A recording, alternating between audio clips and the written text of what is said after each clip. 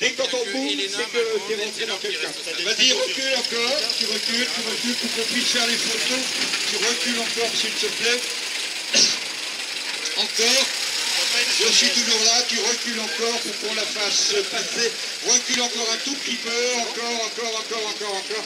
Et c'est parfait, merci. Parfait, merci bien. Bon, Eric, avant de présenter... Alors, c'est moi, je suis là. Avant de présenter ce véhicule, J'ai mail à des personnes de Papa 35 des invitations pour la sortie des Vieux du Volant du 13 juillet prochain. Alors, on a pour le moment 9 véhicules, dont je ne sais plus 6 ou 7 avant-guerre. On s'est ouvert aux après-guerres et le thème de cette journée, c'est faire un article dans la vie de l'auto où on se dit que les véhicules d'avant-guerre ne roulent plus assez et de créer la journée, je dis bien, la journée des véhicules d'avant-guerre départementale, la JNV, bref. Une fois que Rennes aura fait ça, Angoulême, Marseille ou d'autres le feront, si bien que la ville de l'auto, on aura toujours un article sur les véhicules d'avant-guerre qu'on remettra sur la route. Alors, il y a déjà notre ami président qui vient, ce 13 juillet. Il y a deux personnes d'avant-guerre, désolé. Il y a Bernard Rézère et puis d'autres personnes qui viennent. Si vous voulez venir, il est encore temps. C'est le 13 juillet prochain, dimanche prochain, 9h à la bouletterie. J'ai laissé à Nabila quelques fiches. Ok, très bien. Il faut me dire la voiture. Alors, même une voiture d'après-guerre, il n'y a aucun problème. Merci. Merci Gaëtan. Alors, avec beaucoup de plaisir, je vous présente une ou un torpedo, vous me direz. Un. Bon, je vais pas tromper. Alors, un torpedo. Avec quelle année? Alors, on a un torpedo. Comment sait-il qu'il a une conduite à droite pour une Citroën?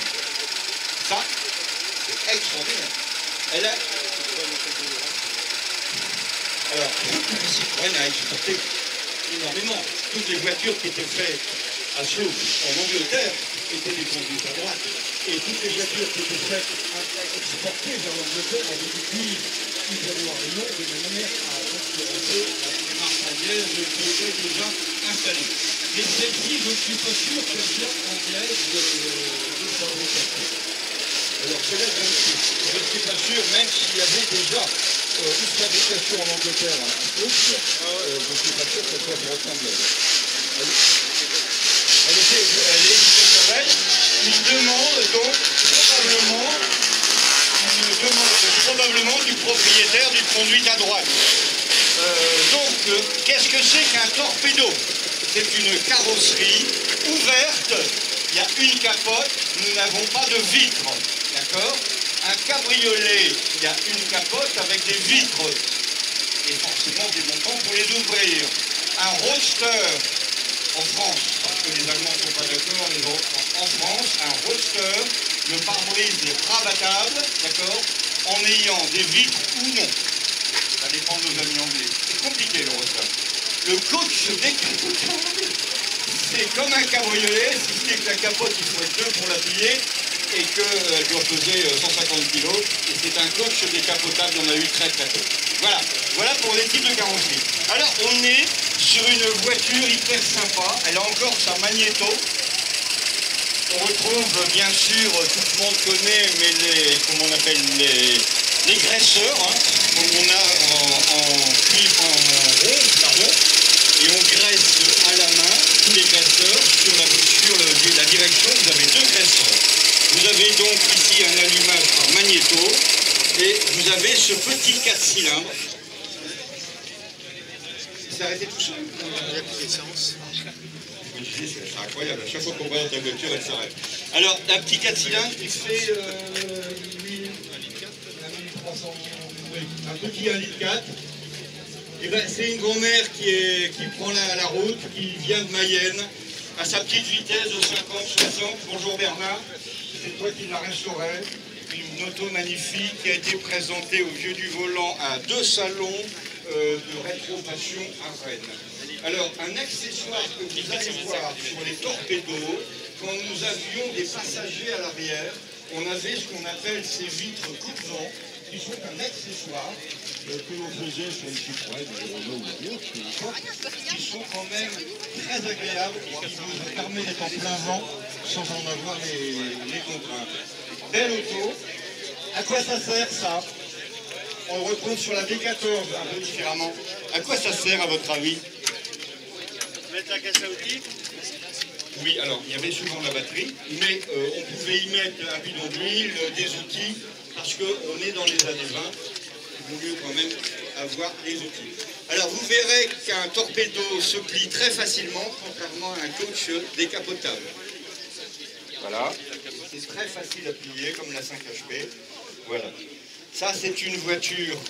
Alors, elle a encore la ligne de la Tipa qui est sortie en 1919, beaucoup plus moderne que la Tipa. Mais on retrouve la carrosserie torpedo, on retrouve la calandre en pointe, alors qu'un an plus tard, même 6 mois plus tard, la B14 va arriver avec la calandre plate.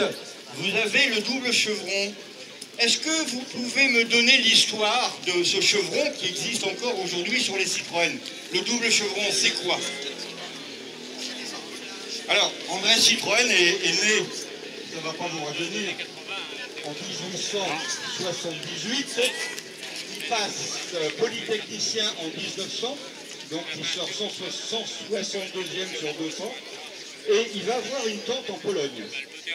Alors, je cherche le terme, c'est pas loin de Varsovie. Et là, il rencontre un oncle qui a fait des engrenages à chevrons, une machine pour emboutir des engrenages à chevrons. À quoi ça sert? Ah ben ça, c'est une bonne question. Ce type d'engrenage à chevrons permet d'avoir une puissance colossale pour fabriquer des pièces de haute technologie ou des pièces de presse, notamment pour les usines automobiles ou d'aviation. Et cet homme de génie qui n'est pas un inventeur, mais quelqu'un opportuniste qui va toujours trouver quelque chose d'extraordinaire en disant mais ça, ce brevet, je l'achète. Et qu'est-ce qu'il fait en 1902-1903 avec Georges-Marie Hart, qui deviendra le directeur commercial des usines Citroën? Il monte la société des engrenages à chevrons. Il commence avec 4 ouvriers, il finit avec 25 ouvriers. Entre deux, il se retrouve comme directeur général des automobiles Morse. Morse a couru au Mans. Morse, c'est le fleuron d'avant 14 des marques françaises qui ont couru au Mans.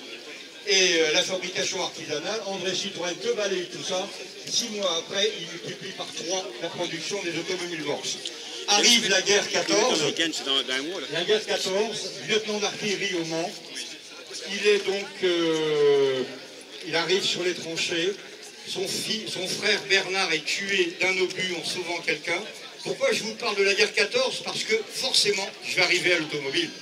Et à la guerre 14, il voit qu'il tire un obus quand les Allemands en envoient 5. Il va voir Louis Loucheur. Louis Loucheur est un polytechnicien, comme André Citroën, qui était un fervent attaché ministériel à l'armement avec le général Baquet. Et finalement, il demande au général Baquet et à Louis Loucheur, on ne peut plus continuer, on va se faire détruire par les Allemands, laissez-moi, j'achète le quai de Javel, où il y a des cloches à melon et des salades, on va construire une usine, 7500 femmes courageuses, leurs maris sont en train de se faire zigouiller dans les tranchées, 7500 femmes ont répondu 13 ans à André Citroën. Et qu'est-ce qu'a fait André Citroën? Pour que ces femmes soient bien pendant la guerre, on a créé des crèches, on a créé le service de restauration, etc. Et ces femmes ont travaillé 13 à 14 heures par jour pour fabriquer combien d'obus? Je prends un engagement, monsieur Citroën, dit-il à monsieur Baquet, de faire 10 000 obus par jour. Il en a fait 20 000, et à la fin du conflit, 26 millions d'obus ont été envoyés de l'autre côté, pour ceux qui nous ont ennuyés pendant 3 fois. Ce qui veut dire que si on a gagné aussi la guerre, c'est grâce, entre guillemets, à André Citroën. Qu'est-ce que je vais faire de mon usine après la guerre? Nous sommes en 1918, un jour la guerre va s'arrêter, et c'est pour ça que c'est important que je vous parle de cette voiture, qui n'est pas la Tipa, mais vous allez comprendre pourquoi j'ai dû parler de la guerre. En 1917-18, il y a 2 ingénieurs qui viennent voir André Citroën. Il hésitait entre faire des machines à coudre, des voitures de luxe, ou, pourquoi pas, la voiture que personne ne faisait pour mettre la France sur 4 euros. D'accord? Et alors, on lui présente un magnifique 6 cylindres, 20 chevaux, qu'il a redonné à Voisin, les avions Voisin, d'accord? Cette voiture a été construite, le moteur a été construit pour Voisin, avec l'accord des ingénieurs, et dit non, je débauche quelqu'un qui a fait le Zèbre. Le Zèbre est une voiture faite par Salomon, Jules, Salomon, qui était en avance sur son temps. Et Jules Salomon a fait la première Tipa, la B12, la 5 chevaux 13 que vous connaissez quand je viens, la 5 chevaux. Et Jules Salomon a travaillé pour André Citroën pour mettre la voiture sur 4 roues. Sachez que pour le type A, dont on va parler à la Ferté-Vidame, elle était à 7 900 francs. Voilà, ça ne vous dit rien. Mais sachez que c'était déjà 45% en dessous d'un prix normal sur une voiture industrielle et que Georges-Marie Hart était furieux. Monsieur Citroën, on n'arrivera pas à tenir ce prix. Il a fallu réaugmenter légèrement le prix. Heureusement que Georges-Marie Hart était là pour tempérer les ardeurs d'André Citroën, qui était, c'est la faillite qu'il y a eu après, qui était toujours pour faire le voiture la plus haute technologie, mais à un prix le plus bas. Voilà cette magnifique successeur de la Type A, de 226. De mémoire, il en est sorti toute carrosserie confondue.